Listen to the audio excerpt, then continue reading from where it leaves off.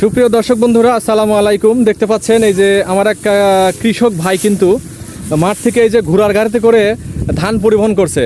এই ঘোড়ার গাড়ি করে কিন্তু ধান নিয়ে বাড়িতে যাবে। আসলে আজ বেশ কয়েকদিন ধরে বৃষ্টি ছিল, এই বৃষ্টির কারণে তারা কিন্তু ফসল বাড়িতে নিতে পারে নাই। আর এই যে ভাইয়ের কিন্তু এই যে ঘোড়ার গাড়ি, ভাই ঘোড়াটির নাম কি দিয়েছেন আপনি শখ করে? বাহাদুর। বাহাদুর। এই যে মাশাল্লাহ, ভাইয়ের ঘোড়াটির নাম কিন্তু বাহাদুর। আসলে দেখতেও ঘোড়াটি কিন্তু বাহাদুরের মতোই সেম। এই যে ঘোড়াটির যে ঘাড়ের উপর দিয়ে যে লোমগুলো, যে পশমগুলো দেখা যাচ্ছে, আসলে বাহাদুর তো বাহাদুরের মতোই। শক্তিশালী বীর বাহাদুর, তাই না ভাই? বীর বাহাদুর নাম কিন্তু ভাই ভালোবেসে ঘোড়াটির নাম দিয়েছে বীর বাহাদুর। এই বীর বাহাদুর কিন্তু প্রায় কত শোয়াটি ধান নিয়ে বাড়ি ফিরতে পারবেন?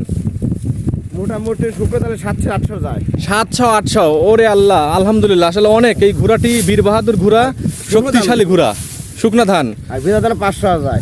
ভিজা ধান 500 নিয়ে যান। 500 যায় সবসময়। আচ্ছা, তারপরে তো আসলে এই ঘোড়া যে আপনার এই 500-700 ধান নিয়ে যে এই কাদা মাঠের মধ্যে দিয়ে বাড়িতে যায়, এ তো শক্তিশালী বীর বাহাদুর ঘোড়া, শক্তিশালী ঘোড়া। এই নাম রাখছি বীর বাহাদুর। বীর বাহাদুর আসলে নামের সাথে কিন্তু ঘোড়াটির কাজেও মিল আছে। বীর বাহাদুর কিন্তু এই যে বীর বাহাদুর ঘোড়া।